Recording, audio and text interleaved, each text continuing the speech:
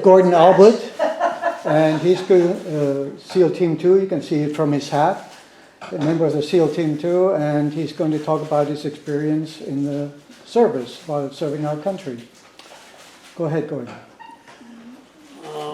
My association with Anderson Island is through Thor Bussinger. We're here 6 months, California 6 months. For 10 years we had the SEAL Team reunion at our beach house up in Shelton, right across from Harstein Island. Jerry and I started it, and for 10 years since we were on the water we had it there, and it was a great time. And we met Thor, and he brought us down here, and that's the connection to Anderson. What prompted me to join the services is I was in a big room once with a big bench, and the judge was behind the bench, and he said, "Son, I'm going to give you a choice. You can join the service or you can go to jail." And I said, "Sir, you know, I think I'll go in the service. I like the service. At one time I went to a military school, and I've been in the other one you mentioned before, and I don't like that." So anyway, that was my choice. I joined the service in '61, went to OCS, Rhode Island. Got my officer's degree, and after they finished that, they came and said, "You want to go on a ship or you want to be a frogman?" And I said, "Well, what's a frogman?" And I did a lot of diving before in high school, college. So anyway, they said, "You know, this is what you do, jump out of airplanes, you swim," and that sounded more fun than riding a ship, so I chose that. Graduated from the class 27, Little Creek, and from there decided to, you know, pursue it, and they started a team called SEALs. Nobody really knew what it was. It stood for Sea, Air, and Land, and JFK wanted a commando group, go anywhere, do anything, anytime. And it sounded like fun to me, but it wasn't my choice. Lieutenant Roy Bohm selected 3 officers from that class to go to the original SEAL team. They call us plank owners. January 8th, 1962. And there were 10 officers and 43 enlisted that they call plank owners, and we started the team. And he selected me and 2 other officers. Bill Painter was killed in Turkey, and Peterson is still around, and myself. So that's how we got there, and we got over the team January 8th, and Roy Bohm said, "Anybody doesn't want to be here." There was one officer that stepped out and didn't want to be there. He said, "This is a suicide group," and maybe it was. But anyway, stuck with it, and we had 2 teams. Team 1, West Coast, Team 2, East Coast. And we didn't know what we were doing. We knew what our charter was. We had a priority presidential 2, I guess. Ratings, we could pretty much do what we wanted. Nobody else in the service wanted anything to do with us or liked us, because we just didn't do the chain of command. We did what we had to do. And an example is that we didn't have handguns, so what did we do to get handguns? We went to Monkey Ward's, J.C. Penney's, and we just look at everything they got, and we just buy them all. So there was, it's unbelievable how we started it. Then we had the assault rifle. Colt gave us AR-15. We T&E'd it, shooting deer, freezing it, putting it into the ocean. It was a good gun, and that was our assault rifle. And there were 2 teams, 10 officers, 50 enlisted, East Coast, West Coast, for 20 years. They beefed them up during Vietnam and the other things to maybe 120, but for a long time there were very few SEALs, and I spent, and so did everybody else when we started it, 2 years just going to school. We could choose any school we wanted to go to, you know, Army, Marines, Air Force, and for 2 years just went to them, you know. Halo, high altitude, low opening, foreign weapons demolition, brag, kitchen demolitions, judo school, martial arts, Stead Air Force Base. We had these 20-foot plastic boats we were using. We called them stabs, which was SEAL Team assault boats. And we would use those, you know, we'd drop them from planes. We would do everything we could with them.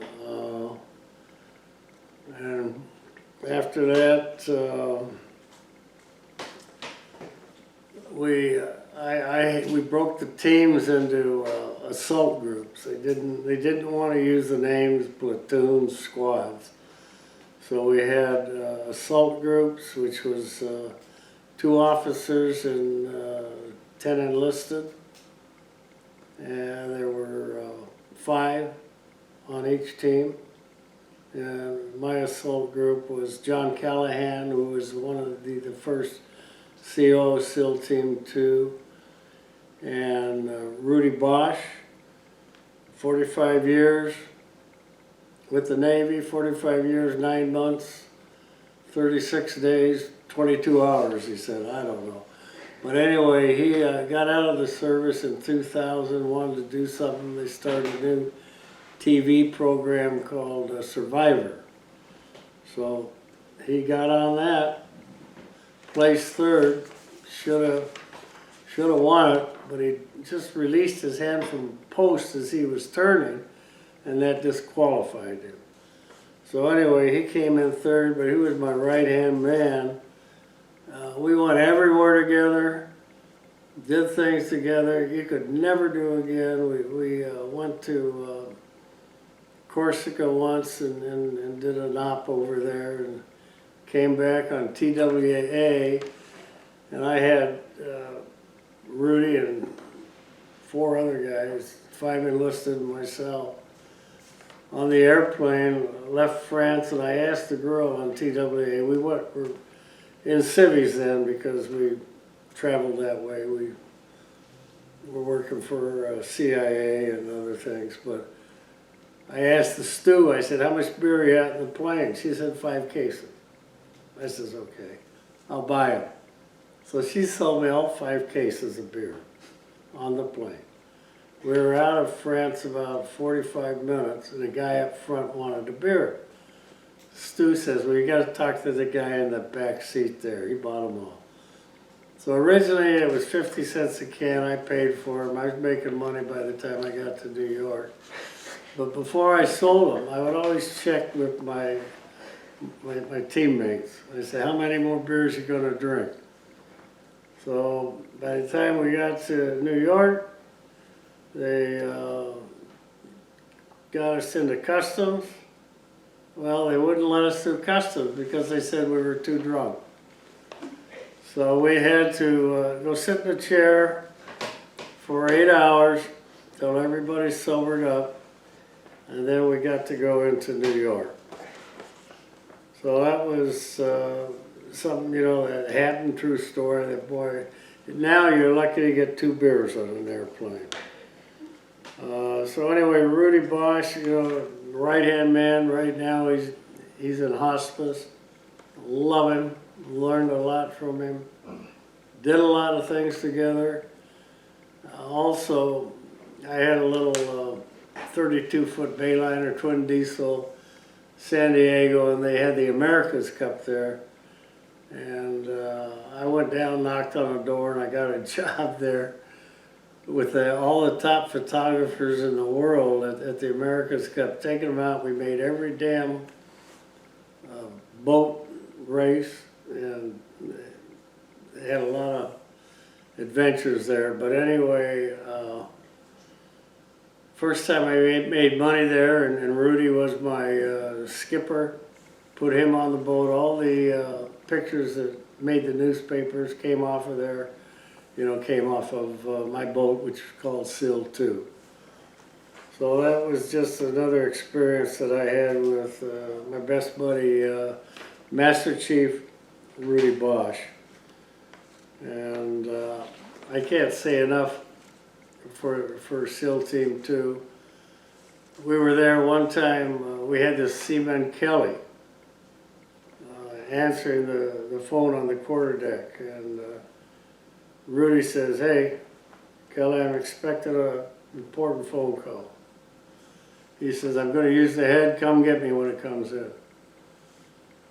So Rudy goes to the head, phone rings, and Kelly answers it, and Rudy comes out of the head, and he says, "Well, did you get any phone calls?" And he says, "Yeah, but just this guy, he said he was President Kennedy." And I told him, "I'm Batman on the back side of the moon," and hung up. And Rudy went ballistic.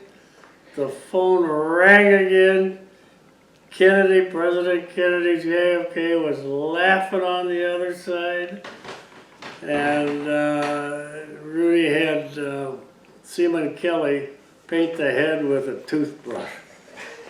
So anyway, we had a lot of fun, a lot of good times, a lot of stories that are just, really, really hard to say, remember.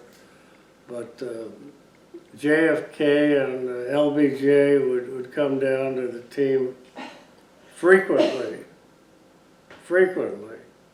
And we put on a little demo for them, and every time they left, we were missing a half a dozen Rolex watches, our dive watch, which was issued to the SEALs. And at that time they called it Trident, or not Trident, some little different name. Anyway, it was a Rolex. So we would all have to file reports how we lost our damn watch. And I guess it was LBJ that took most of them, I don't know. Shouldn't even be telling this story. But anyway, I wouldn't trade it for anything.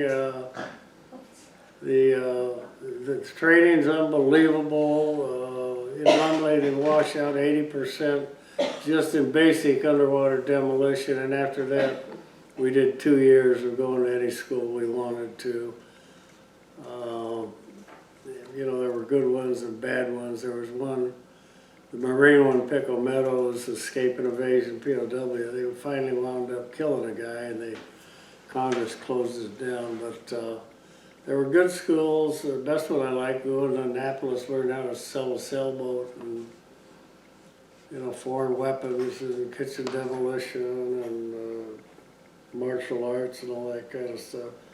Best training I ever had, and as a result of that training, I went out and did corporate work. Then after corporate work, I started about 8 businesses, and it's just a winner. Never quits. The quitter never wins. And you have that, and plus what you went through, you can do anything. I was able to retire when I was 47, and I attribute it all to the training. One class, one Bud's class, nobody graduated. They call it the class of 0. So anyway, that's my little story. I love the teams. There's nothing I wouldn't do for them. Best part of my life. It made me what I was. Like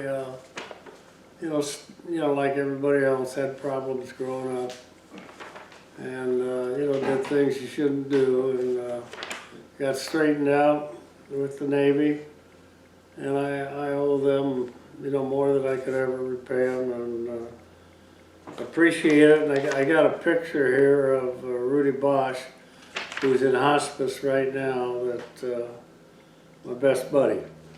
So anyway, booyah. When did they expand? There were SEAL Team 1, 2, SEAL and Team then 1 and all of a 2. sudden there's a whole bunch more. They expanded 20 years later. We started January 8th, 1962, SEAL Team 2. We had 10 officers, 43 enlisted. SEAL Team 1, they said they had 10 officers, 50 enlisted. They didn't. Del Judas was in charge over there. But anyway, I don't want to get into the things between the two teams. But you have, competition. And you only had Team 1 and Team 2. We got together during the Cuban crisis.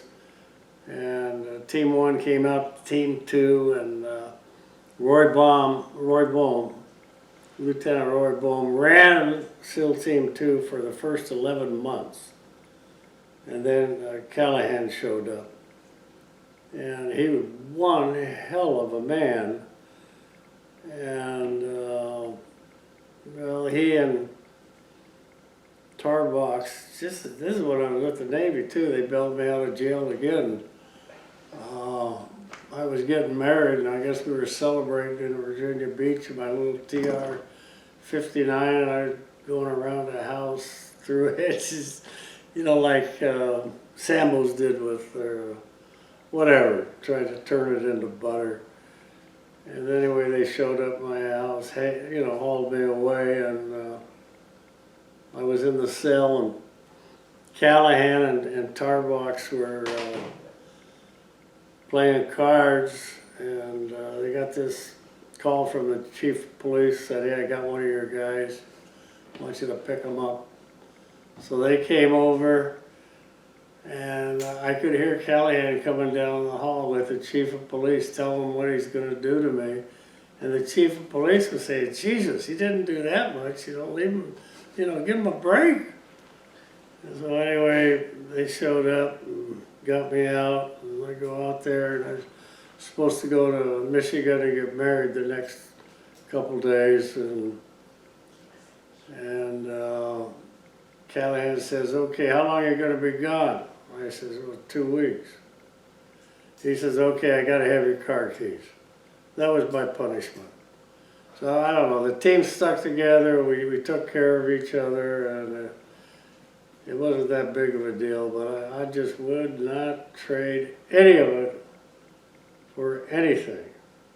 And starting, with nothing, and nobody really knowing what you're supposed to do, and nobody liking you anyway, it was a different experience. And Roy Bohm was one hell of a man. Stories, that'll never be told. But anyway, for 20 years, it was 2 teams.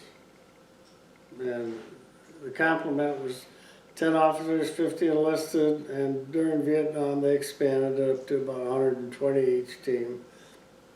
And then 20 years later, they made all the UDTs SEALs and gave them the extra training. And now there's approximately 10 teams, 2,500 door knockers. And all I can say is thank you, Navy.